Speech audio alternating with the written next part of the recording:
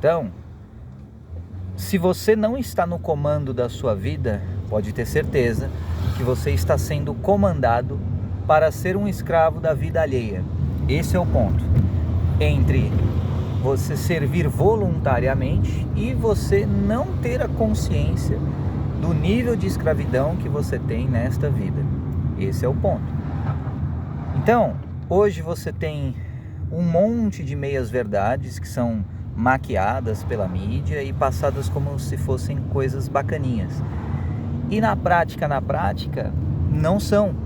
Porque, assim como já estava escrito em Jeremias, falando sobre Babilônia, você perde a sua alma enquanto você acha que você está sendo o livrão do rolê, entendeu?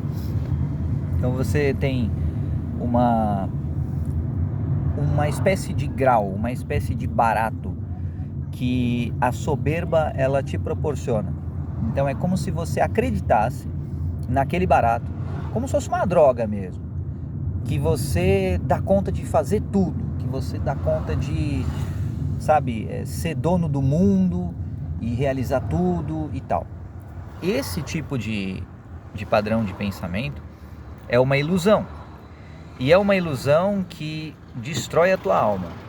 Então, antes da queda vem a soberba, vem você se elevar pela arrogância. E nesse contexto, o que significa arrogância? Significa intolerância. Arrogância, nesse conceito, significa precisamente o quê? Você não aceitar verdadeiramente aquilo que não é exatamente igual ao que você espera. O que significa arrogância? Você acreditar que a tua fantasia vai se tornar realidade. Você acreditar que o que você imagina é mais desejável, mais correto, mais certo do que qualquer outra coisa que aconteça. É você supervalorizar e superestimar a tua inteligência ao invés da inteligência infinita de Deus. Isso é soberba. E aí quando você entra nessa pira, você acredita que você sabe o que é melhor para você, você sabe o que é melhor para as pessoas, você sabe o que é melhor para a sociedade, e você blinda o seu coração para não se abrir, não escutar experiências e pontos de vista e perspectivas que são diferentes dos seus. Então é aquela coisa, se tolerância é algo tão relevante assim hoje, por que a intolerância prevalece? Porque a verdadeira tolerância é a tolerância de ideias e não tolerância de aparências. A verdadeira intolerância é intolerância a ideias e não intolerância a aparências ou, enfim, se você quiser fazer o que você quiser com a tua aparência, entende? Esse é o ponto principal. Tudo vem antes do pensamento para depois se materializar no mundo real. Então, por que essas ideias elas têm tido tração na sociedade? Novamente, por meias verdades. São meias verdades que fazem com que isso tenha uma certa validação. A ideologia que eu mencionei anteriormente, de gênero, e essa realidade cada vez mais factual de você ter uma proximidade cada vez maior com esses ajudantes, entre aspas, ou ajudadores, ou companheiros espirituais. E aí você tem companheiros espirituais que têm um nível de inteligência tipo humano, você tem formas de pensamento que podem ter a forma humana, mas não tem, digamos assim, aquele conteúdo almático, espiritual mais profundo, e mais uma série de ramificações. E você pode perguntar, obviamente, então assim, com base nessas alegações, o que é verdade e o que não é? Porque se nem a forma dá para você ter certeza, então que tipo de coisa, que tipo de critério daria para ser utilizado para ver se aquilo é verdade ou não? E a resposta é muito simples. Em primeiro lugar, a essência da congruência com a verdade daquilo que é falado. Lembre-se, você sempre vai comparar a verdade com a base lógica natural, como se fala, que é a lógica da natureza, ou logos, tá? Tudo aquilo que se assemelha cada vez mais à natureza, se assemelha à verdade. A natureza, ela é exponencial. Por exemplo, a natureza, ela dá frutos mesmo sem ninguém pagar por eles. E o pessoal fala assim, não existe almoço grátis. Tá bom, então vai lá perto de uma macieira e na época de dar fruto ela vai dar o almoço grátis, tá? Acontece que, aí você pode argumentar assim, não, mas a árvore, ela pegou a energia da terra, do sol, ela processou e tudo mais e tal. Então, só que a energia do sol, ela é infinita, comparada ao ciclo de vida na terra e tudo mais. Da mesma forma, é com você. Você tem acesso a uma energia infinita, mas quando é conveniente, você utiliza essa expressão que é uma meia-verdade. Não tem almoço grátis para quem é mesquinho, não tem almoço grátis para quem é escasso. Para quem é mais pujante na sua forma de acessar o campo de energia, sim, pode ter almoço grátis, pelo simples princípio da graça. Então, e por aí vai, né? Se você pega, por exemplo, como está na Bíblia falando sobre Jesus, que multiplicou lá os pães, os peixes e tudo mais, aquilo foi um almoço e foi grátis. Você até pode falar assim, não, mas já tinha os pãezinhos antes e tudo mais e tal. Só que aquela multiplicação, ela não existia antes. Da mesma forma com o azeite. Então, por mais que, segundo uma linha de raciocínio bíblica, o milagre ele só aconteça com base no que já existe antes, aquele excedente que é produzido depois é produzido através da graça, do princípio da graça. E a graça é algo que está acima da lei. E essa mentalidade de soma zero é uma mentalidade tipicamente de lei. E faz algum sentido quando você não dá conta de ver além desse nível de consciência. Ou seja, é claro que faz sentido você pensar que tudo é um jogo de soma zero, porque a ignorância justifica o teu raciocínio. Agora, quando você melhora um pouquinho a sua capacidade mental e de coração, de interpretar e sentir o mundo, automaticamente você consegue ver possibilidades além do que você acreditava ser possível. A mesma coisa acontece quando você passa a aumentar em entendimento as pessoas e qualquer coisa que esteja acontecendo no mundo. Então, a ideia basicamente é a seguinte: existe um campo imaginativo de energia que você alimenta esse campo conforme as suas ações. Goste você ou não, mas toda vez que você fantasia alguma coisa ou você imagina alguma coisa, lá está você acessando esse campo de realidade imaginativa. E você tem um outro campo, que é um campo de energia também, que é da realidade objetiva. Por que que as pessoas ficam vendo as coisas que acontecem na sociedade e não entendem por quê? E só ficam falando, nossa, mas isso é um absurdo, nossa, mas isso é muito estranho e tal. E aí aquela reação de abjeção, né? Aquela coisa abjeta, de você ter um nojo extremo e tal, ela vem da ignorância. Quando você entende o porquê das coisas estarem acontecendo, você não sente nojo, você entende.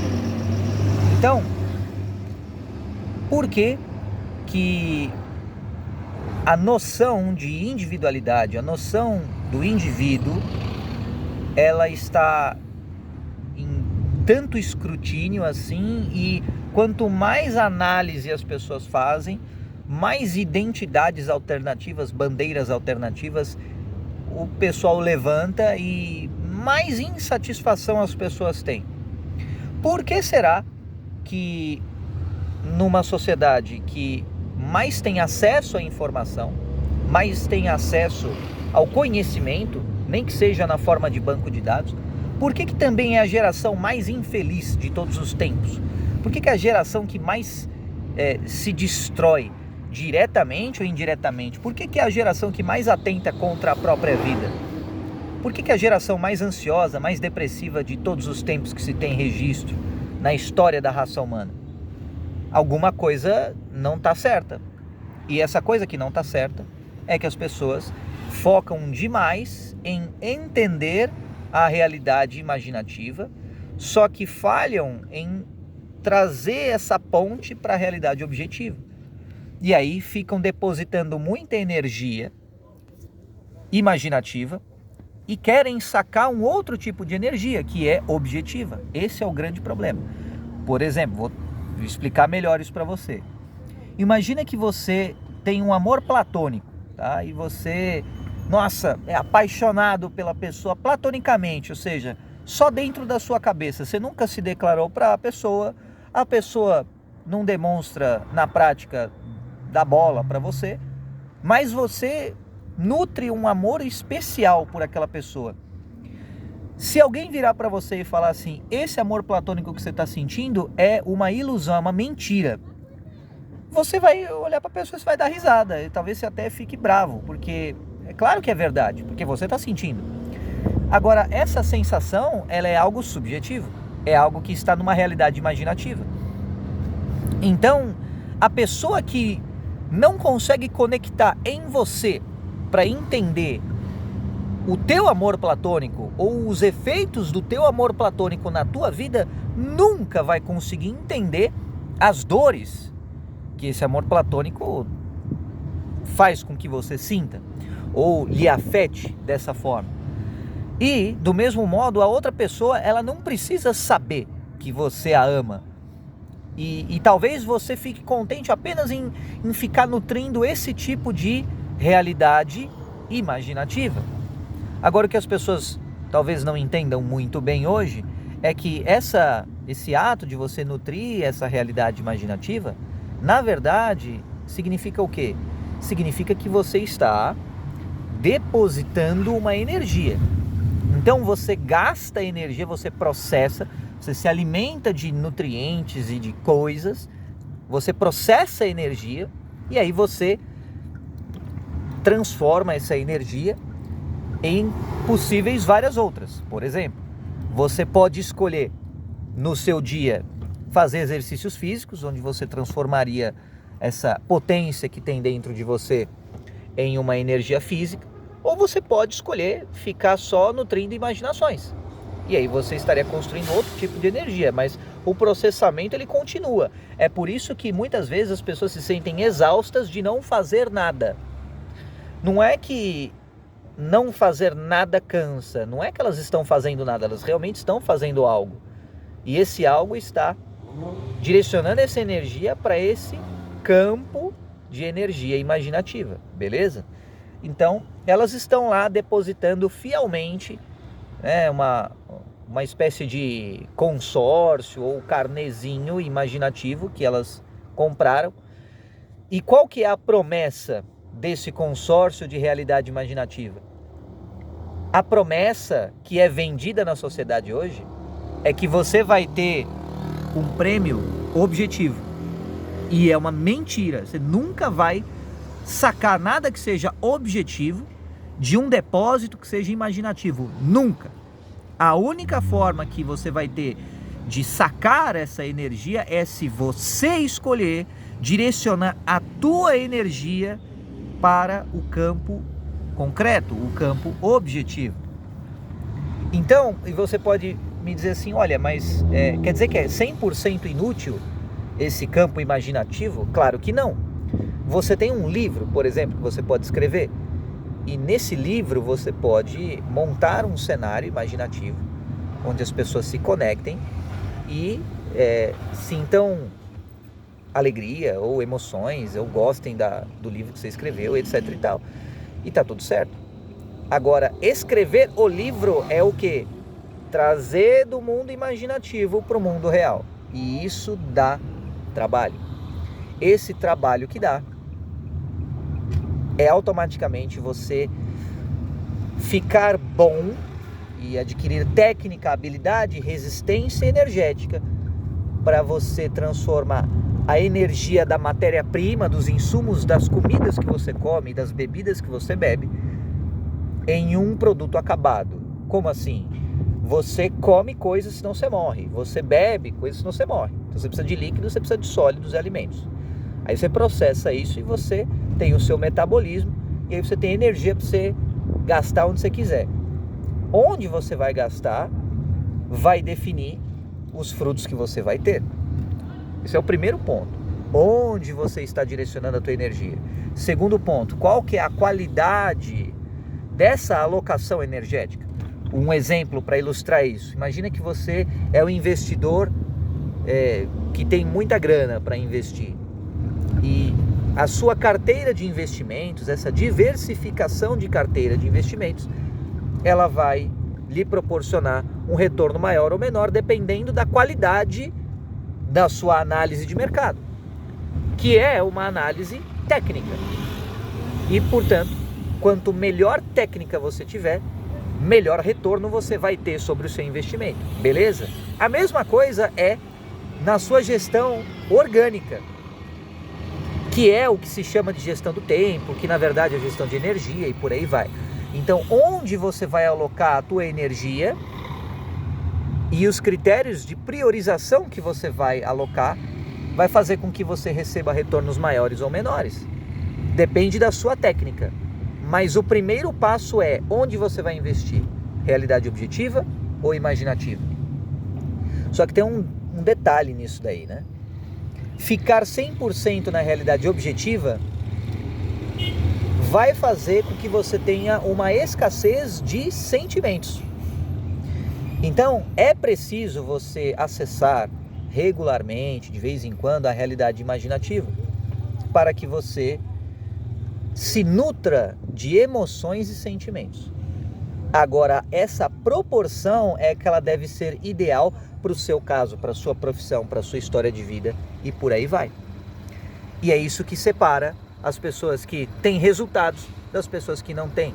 É isso que a sociedade, de maneira geral, hoje está lentamente e dolorosamente aprendendo a agir, aprendendo a entender como alocar a energia delas nessa realidade que pode ser objetiva ou imaginativa, e essas proporções.